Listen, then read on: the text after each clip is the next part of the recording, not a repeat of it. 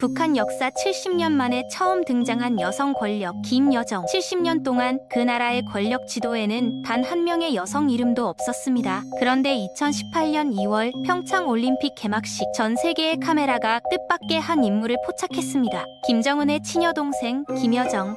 전 세계 언론은 그녀의 미소, 옷차림, 몸짓 하나하나를 분석했습니다. 북한이 변하고 있다는 기대감이 퍼졌죠. 하지만 진실은 달랐습니다. 그녀의 등장 뒤에는 70년 독재 정권이 살아남기 위한 충격적인 정치 전략이 숨어 있었습니다. 지금부터 그 비밀을 파헤쳐 보겠습니다.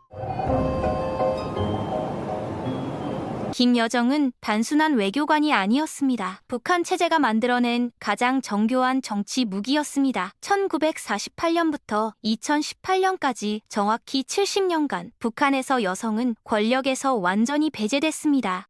김일성, 김정일, 김정은으로 이어진 3대 세습에서 여성의 역할은 오직 하나였습니다. 최고 지도자를 내조하는 것. 김일성은 아내를 조선의 어머니라고 칭했지만 정치적 결정권은 전혀 주지 않았습니다. 김정일 역시 마찬가지였죠. 여성은 뒤에서 조용히 있어야 했습니다. 그런데 2011년 김정은 집권 이후 분위기가 달라집니다. 그는 여동생 김여정을 빠르게 승진시켰습니다. 2014년 선전선동부 부부장, 2017년 정치국 후보위원, 2018년 평창 올림픽 특사로 남한에 방문한 순간 세계는 충격에 빠졌습니다. 1953년 휴전 이후 65년 만에 김씨 가족이 남한 땅을 밟은 겁니다.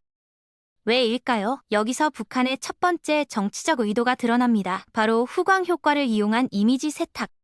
행동경제학에 후광 효과라는 개념이 있습니다. 한 가지 긍정적 특성이 전체 평가를 바꾸는 현상이죠. 김여정에게는 두 가지 후광이 있었습니다. 첫째, 젊음입니다. 당시 30세였던 그녀는 70대 고위층으로 가득한 북한에서 신선함 그 자체였습니다. 둘째, 여성이라는 점이었습니다. 사람들은 본능적으로 젊은 여성을 덜 위협적으로 받아들입니다.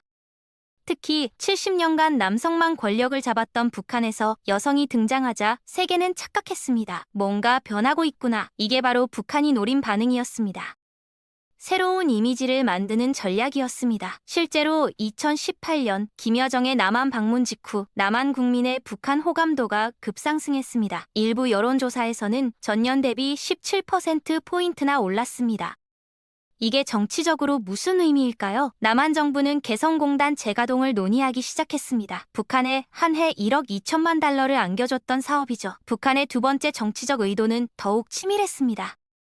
굿캅 배드캅 전략이었습니다. 2020년 6월 16일 김여정은 충격적인 결정을 내립니다. 개성의 남북 공동연락사무소를 폭파시킨 겁니다. 172억 원을 들여 지은 남북 협력의 상징이었죠.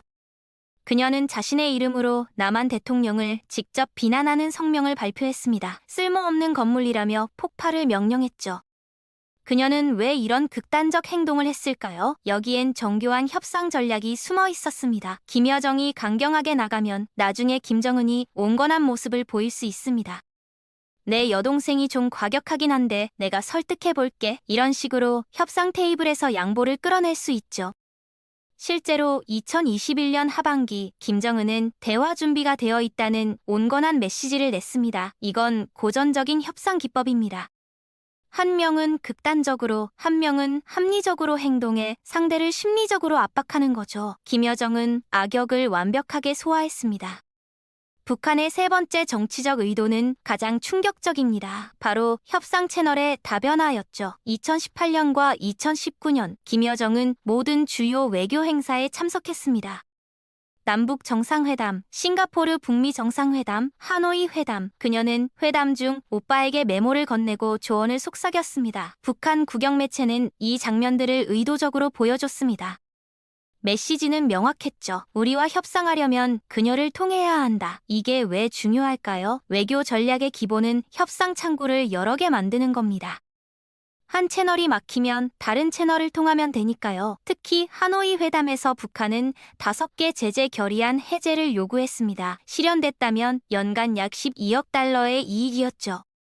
협상은 결렬됐지만 북한은 다른 성과를 얻었습니다. 김정은과 트럼프가 악수하는 장면이 전 세계에 중계됐습니다. 이건 정상국가라는 지위를 인정받는 것을 상징하기도 했습니다. 김여정은 이 모든 과정의 핵심 설계자였습니다. 김정은의 딸입니다. 그녀가 아버지와 함께 미사일 발사 현장에 자주 등장하기 시작했죠. 이게 의미하는 바는 북한이 4대 세습을 준비하고 있다는 신호입니다. 더 놀라운 건 여성 후계자 가능성이 제기된다는 점이죠. 몇 년 전만 해도 상상도 못할 일이었습니다. 하지만 김여정이 그 길을 열어놓은 겁니다. 70년 금기를 깬 선례를 만든 거죠. 김주애의 등장은 정치적 메시지를 담고 있습니다. 김여정은 어떻게 이렇게 빠르게 권력을 잡을 수 있었을까요? 5가지 이유가 있습니다. 첫째, 그녀는 김정은의 친동생입니다. 같은 어머니에게서 태어난 유일한 남매죠. 북한은 백두혈통을 강조합니다. 정통성의 핵심이죠. 둘째, 함께 스위스에서 유학했다는 점입니다. 독재자가 진정으로 신뢰할 수 있는 유일한 사람이 그녀였습니다. 셋째, 여성이라는 점이 역설적으로 강점이 됐습니다. 북한 군부는 극도로 보수적입니다. 여성 지도자는 상상도 하지 못합니다. 그래서 김여정을 위협으로 인식하지 않았습니다. 군부 장성들이 방심하는 동안 그녀는 조용히 힘을 키웠습니다. 2019에서 2020년 군부 숙청이 있을 때도 김여정은 안정적으로 권력을 쌓았죠. 넷째, 경제적 실용성입니다. 김여정의 등장은 북한의 실질적 이익을 가져다 줬습니다. 그녀가 외화를 벌어올 수 있다는 인식이 내부에서 생겼죠. 다섯째, 세대 교체 전략입니다. 김정은은 집권 당시 28세였습니다. 주변은 65에서 75세 노인들 뿐이었죠. 1989년생 김여정은 같은 세대로 소통할 수 있는 유일한 측근이었습니다. 2024년 현재 김여정은 북한 권력 서열 2위로 확고히 자리 잡았습니다. 전문가들은 그녀가 당 정치국 상무위원이 됐을 가능성을 제기합니다. 최고 의사결정 기구죠. 북한은 제재 경제 적응을 완성했습니다. 제재를 극복하는 게 아니라 제재 속에서 사는 법을 터득한 거죠. 중국과의 밀무역, 사이버 범죄, 무기 수출, 합법과 불법의 경계를 넘나들며 생존합니다. UN 보고서에 따르면 북한은 2017에서 2019년 해상에서 불법으로 석유를 밀반입했습니다. 연간 허용량의 7배였죠. 사이버 공격으로는 2019년 한 해에만 5억 2천만 달러 상당의 암호화폐를 탈취했습니다. 북한 해커 조직은 약 6,500명 규모입니다. 이들이 벌어들이는 외화는 연간 수억 달러죠. 김여정이 선전선동부장으로서 이런 활동을 총괄했다는 분석도 있습니다. 70년 만에 등장한 북한 여성 권력, 이건 북한이 변하고 있다는 신호가 아니었습니다. 오히려 독재 체제가 생존을 위해 더욱 교묘하게 진화했다는 증거였죠. 김씨 왕조는 깨달았습니다. 여성을 전면에 내세우면 국제사회의 경계심을 낮출 수 있다는 걸. 김여정은 이 전략의 완벽한 실행자입니다. 부드러운 얼굴로 세계를 대하면서 강철 같은 손으로 내부를 통제하죠. 2020년 건물 폭파 명령이 그 증거입니다. 우리는 이 현실을 정확히 봐야 합니다. 김여정의 미소에 현혹되지 말고 그 뒤에 냉혹한 정치 계산을 읽어야 합니다. 그녀는 희망의 상징이 아닙니다. 독재의 새로운 얼굴입니다. 70년 만에 등장한 여성 권력이지만 그 권력은 북한 주민을 위한 게 아니라 김씨 왕조를 위한 것입니다. 앞으로 김여정의 역할은 더욱 커질 것이고 그 역할을 할 수 있는 사람은 오직 김여정밖에 없습니다. 북한이 국제사회와 다시 협상한다면 김여정이 전면에 나설 겁니다. 그녀는 이미 몇 차례 검증된 정치 무기니까요. 70년 남성 독재에서 여성을 포함한 가족 독재로의 전환, 이게 현대 북한의 진짜 모습입니다.